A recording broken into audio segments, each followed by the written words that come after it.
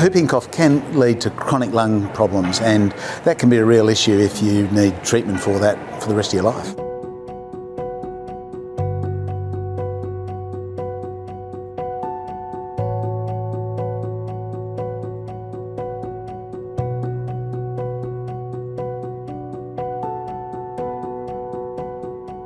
When a baby contracts whooping cough, it gets severe respiratory problems and it can even die.